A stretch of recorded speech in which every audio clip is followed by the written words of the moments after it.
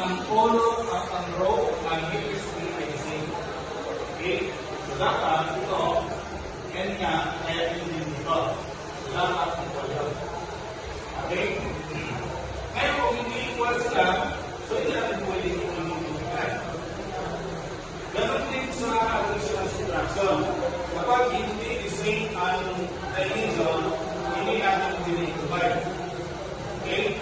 So dito natin na, kapag ang number of columns ng matrix A ay hindi equal sa number ng row ng matrix B, ay hindi natin pwede i-multiply.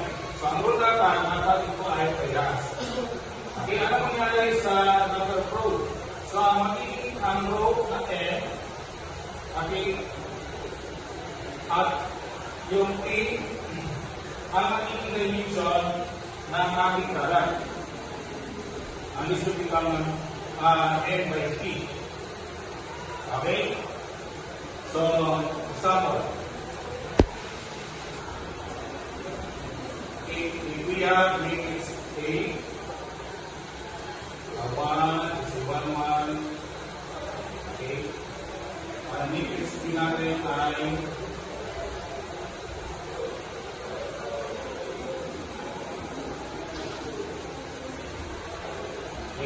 check natin, dimension muna. Ano yung dimension niya? Okay, is 1 by 3. Ano ang sabihin? Okay, ang A natin ay 1 by 3, ang B natin ay 3 by 1. Okay? So nakita natin na parehas ito. Okay, yung number ng columns na ay 3, ang number ng rows ng B ay 3. Okay? So, ang magiging product natin na AB ay ano ang magiging dimension? Ano ang magiging dimension ng product natin na AB? Okay, that is 1 by 1. Okay, it's 1 by 1. Okay, check natin. Paano po natin yan i-solve?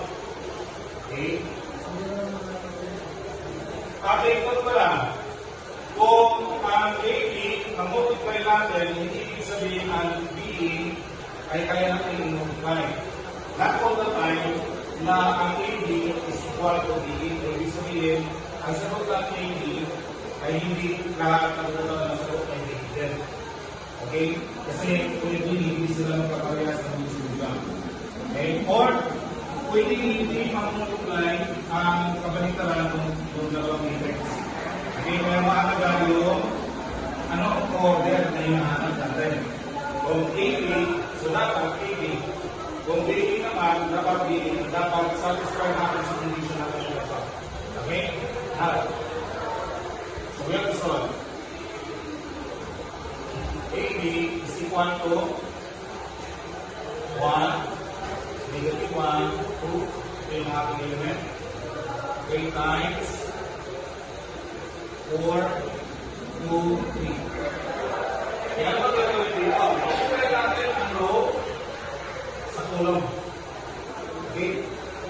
Yung pang-multiplication natin, row ng unang matrix times the column ng sa ilang matrix. Gagawin na, okay, 1 times 4. So, it's 1 times 4 plus negative 1 times 2.